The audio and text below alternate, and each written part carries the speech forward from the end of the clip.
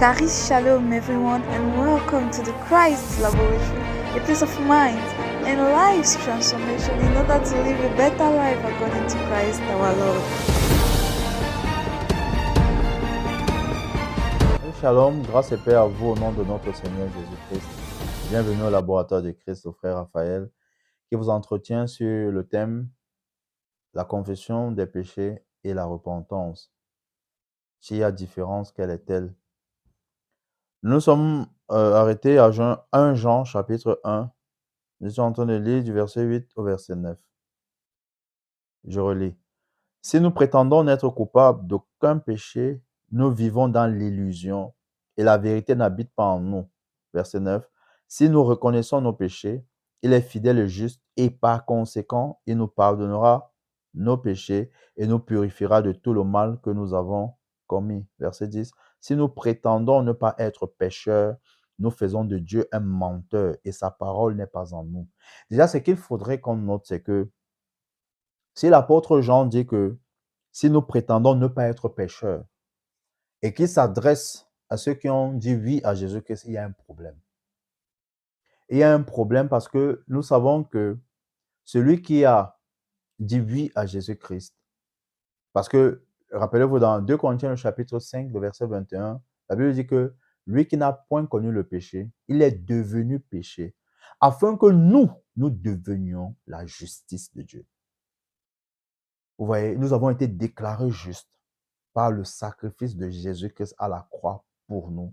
Et le fait que nous ayons accepté, nous sommes rendus justes, nous sommes rendus purs. Par conséquent, nous ne sommes plus des pécheurs.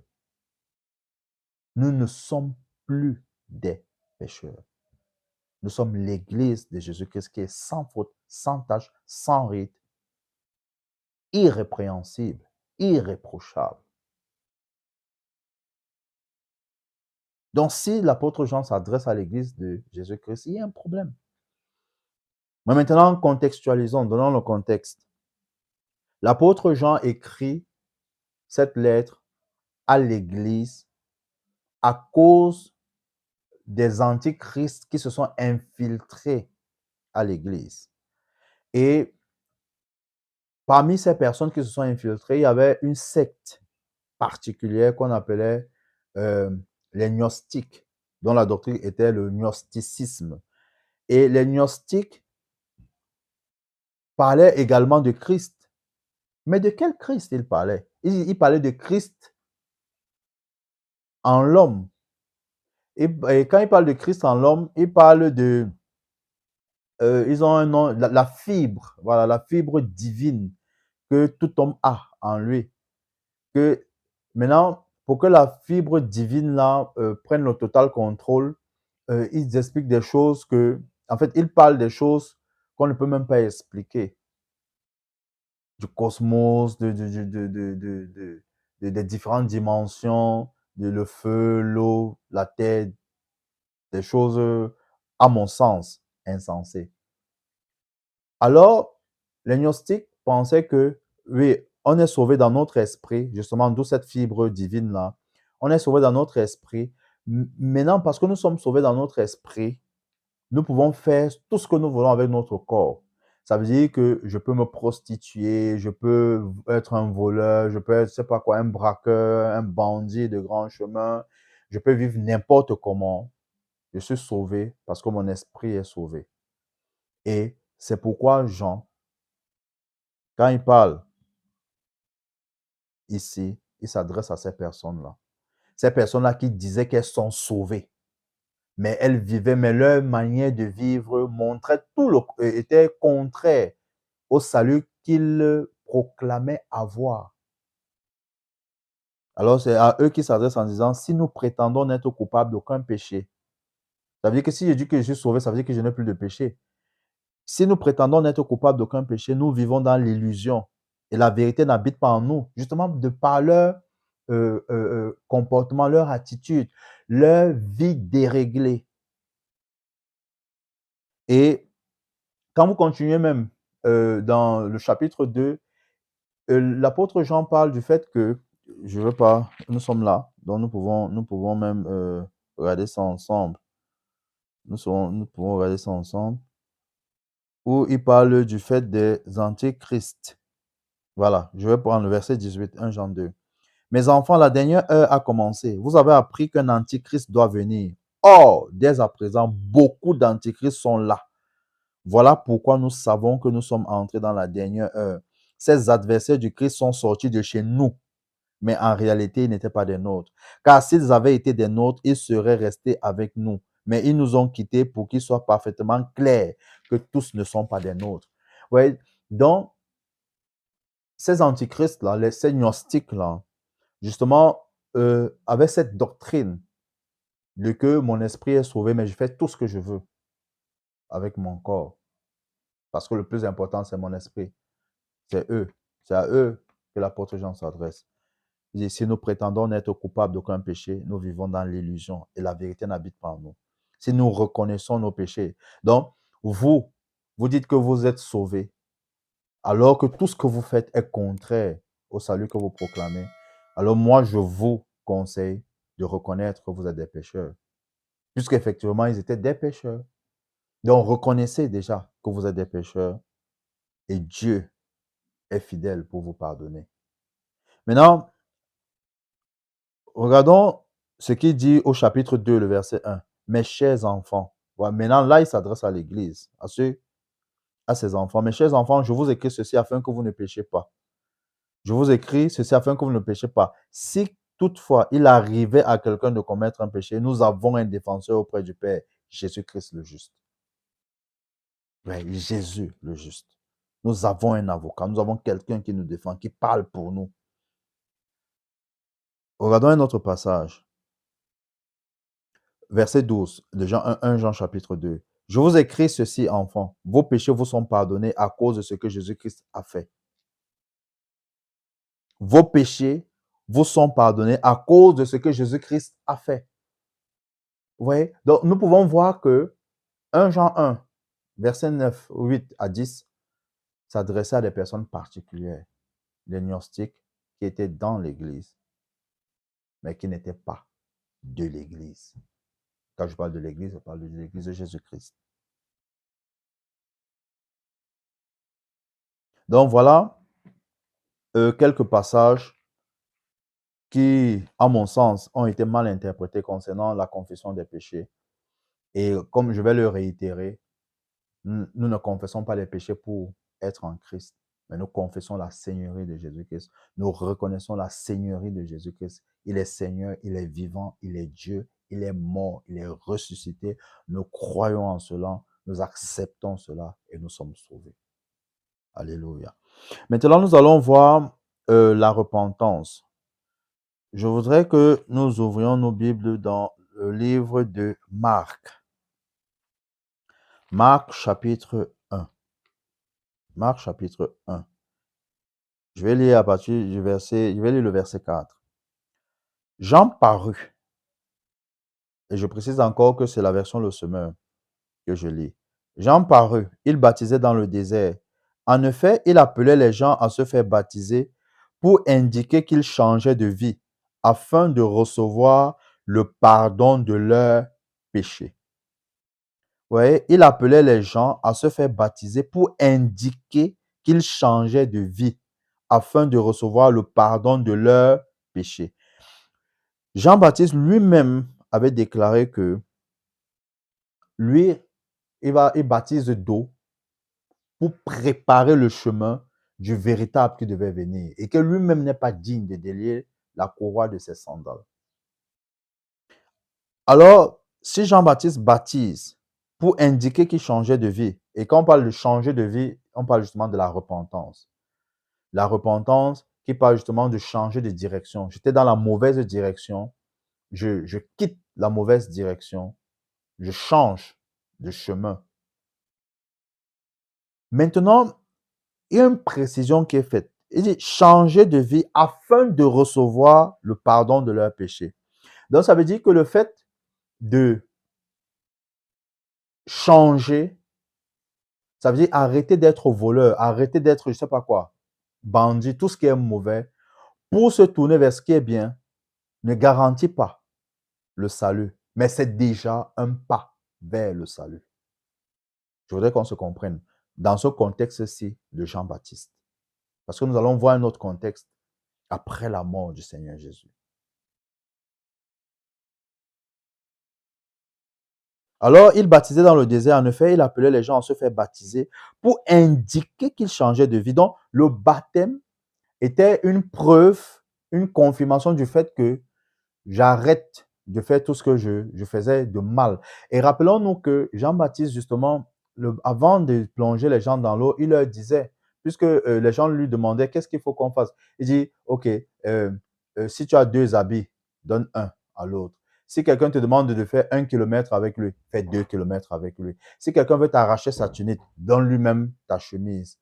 Ouais. Donc, il préparait simplement le cœur de ces personnes en attendant le véritable, pour recevoir la véritable vie.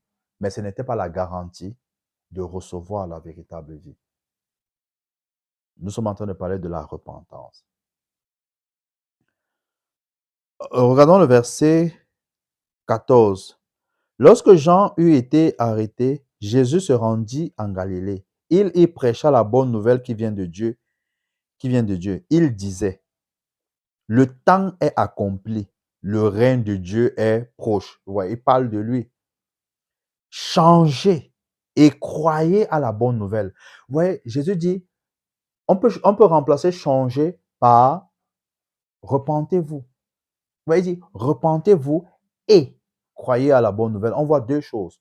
Se repentir, dans la repentance, ça veut dire, j'arrête de faire ce que je faisais, je me tourne vers l'autre direction. Mais dans se tourner vers l'autre direction, on ne veut pas obligatoirement dire que je suis sauvé, je suis arrivé. C'est pourquoi il dit après et croyez à la bonne nouvelle. Vous voyez, et croyez à la bonne nouvelle. Donc, c'est encore juste pour confirmer que ce que Jean-Baptiste faisait, et même quand Jésus est venu, c'était pour préparer les cœurs. Parce qu'il fallait, rappelez-vous, que Jésus parte. Il fallait qu'il parte. Et pour partir, il devait passer par la mort. OK. Regardons dans le livre des Actes des Apôtres maintenant. Donc là, maintenant, nous sommes après la mort. Acte chapitre 2. Acte chapitre 2. Je vais lire à partir du verset 37. Ce discours toucha profondément ceux qui l'avaient entendu. Ils demandèrent à Pierre et aux autres apôtres, frères, que devons-nous faire? Pierre leur répondit, verset 38, changez et que chacun de vous se fasse baptiser au nom de Jésus-Christ pour que vos péchés vous soient pardonnés. Alors, vous recevrez le don du Saint-Esprit. Oui, ça, ce sont déjà aussi le contexte. Ce sont les Juifs qui étaient dispersés, on va dire les Juifs de la diaspora, se sont retrouvés à Jérusalem, ainsi que ceux qui étaient à Jérusalem et dans les contrées voisines, se sont retrouvés justement pour la fête de la Pentecôte. Et parmi eux, il pouvait aussi avoir des prosélytes. En fait, quand je parle de prosélytes, je parle de ces personnes qui étaient non-juifs, des personnes non-juives qui ont intégré la nation d'Israël, qui ont intégré le judaïsme, voilà, je préfère dire ça comme ça, qui ont intégré le judaïsme, cette religion juive. Alors, donc, ils se sont tous retrouvés à Jérusalem et ils posent la question, après le discours de Pierre, l'apôtre Pierre, il lui pose la question de savoir qu'est-ce qu'il faut faire. Vous voyez, la première chose, il dit changer. Changer, c'est se repentir. Donc, tournez-vous maintenant vers Dieu. Tournez le dos, voilà, à votre mauvaise, à votre ancienne manière de vivre. Tournez le dos à cette ancienne manière de vivre et tournez-vous vers Dieu. Tournez-vous vers Dieu et que chacun de vous se fasse baptiser au nom de Jésus-Christ. Donc, comme je l'ai dit précédemment, vous pouvez regarder les vidéos sur le baptême du Saint-Esprit. Il dit, chacun de vous se fasse baptiser au nom de Jésus-Christ. Vous voyez, quand Jean-Baptiste baptisait, ce n'était pas au nom de Jésus-Christ. C'était pour préparer justement les cœurs à recevoir le baptême que Jésus-Christ, lui, devait baptiser ceux qui devaient croire en lui, le Saint-Esprit, le baptême dans le Saint-Esprit, ou alors le baptême du Saint-Esprit. Je l'ai expliqué dans ce thème-là, justement. Donc, il dit, pour que vos péchés vous soient pardonnés. Vous voyez, ce n'est pas en confessant les péchés qu'on est pardonné, c'est en changeant et en acceptant Jésus-Christ. Et ce que nous devons noter, c'est que justement, pour qu'il y ait repentance et qu'il y ait acceptation de Jésus-Christ, il y a le message. Ouais, il y a le message. C'est le message que vous écoutez, que vous entendez, qui vous permet de vous détourner de la mauvaise manière de vivre pour vous tourner maintenant vers Jésus-Christ. C'est le message. Donc, le message est important. Qu'est-ce qui est prêché? Et nous voyons l'exemple dans Actes chapitre 19 où quand Paul rencontre ses disciples, et la Bible les appelle disciples, et que quand il leur parle du Saint-Esprit, ils disent qu'ils n'ont jamais entendu parler du Saint-Esprit. Il dit, mais de quel baptême avez-vous été baptisés? Ils disent, de Jean. Et c'est là où Paul a dit, ah, mais le baptême de Jean, c'était le baptême de la repentance. Donc, c'était juste pour préparer les cœurs. Non, non, il faut maintenant que vous ayez le baptême de Jésus-Christ. En fait, en d'autres termes, il faudrait que vous entendiez parler de Jésus, de l'œuvre de Jésus-Christ. Et c'est en entendant parler de l'œuvre de Jésus-Christ, de ce qu'il a fait, et que vous acceptez, c'est en ce moment-là que vous serez plongé en Christ. C'est en ce moment-là que vous serez plongé en Christ. Regardons, ouvrons un peu dans Actes chapitre 8. Regardons un peu Actes chapitre, ou avançons le chapitre 3. Regardons le verset 19. Et peut-être on pourra aller, je vais lire à partir du verset 17. Actes chapitre 3. À présent, mes frères, je sais bien que vous avez agi sans savoir ce que vous faisiez, aussi bien vous que vos chefs. Verset 18. Mais Dieu a accompli de cette manière ce qu'il avait annoncé d'avance par tous ses prophètes. Le Messie qu'il avait promis d'envoyer devait souffrir. Verset 19. Maintenant donc, changez et tournez-vous vers Dieu pour qu'il efface vos péchés. Voici ce que je voudrais maintenant qu'on note. C'est que le verbe, la repentance vient du grec métanoïa. Métanoïa qui parle justement du changement, de la transformation. Maintenant, comment est-ce qu'elle s'opère cette transformation? C'est le changement de votre pensée, en fait. Ça veut dire que ce que votre pensée avait comme information, il faut effacer ces données, ces anciennes données, pour y introduire de nouvelles données. C'est pourquoi je vous ai dit tantôt que vous allez voir la différence entre la repentance dont on parle dans le contexte de Jean-Baptiste et de Jésus et la repentance après la mort de Jésus. Parce que ici, quand l'apôtre Paul, le médecin, autant pour moi, Luc, parle du fait que Pierre, puisque c'est Pierre qui parle ici, dit que maintenant donc, changez et tournez-vous vers Dieu pour qu'il efface vos péchés. Vous voyez, quand il dit changez, tournez-vous vers Dieu, ça, il parle de la repentance. Maintenant, quand il dit et pour qu'il efface vos péchés, qu'est-ce qu'il leur a dit préalablement? Avant, il leur a parlé de ce que Jésus a fait. Il leur a parlé du sacrifice de Jésus à la croix pour eux. Que Jésus n'est pas seulement mort pour eux qui ont cru, mais il est également mort pour eux qui l'ont crucifié, pour eux qui ont participé à sa crucifixion. Donc, vous voyez que en leur parlant comme ça, ces personnes sont, euh, sont sous l'influence, ou alors voilà, ils sont plongés dans une atmosphère d'amour. Se rendent compte que ils ont méprisé, celui qu'ils ont méprisé, celui qu'ils ont tué, qu'ils ont crucifié, est mort également pour eux. Il les aime, il est prêt à les accueillir. Vous voyez, quand il leur dit de changer, de se tourner vers lui, qu'est-ce qu'il est en train de faire?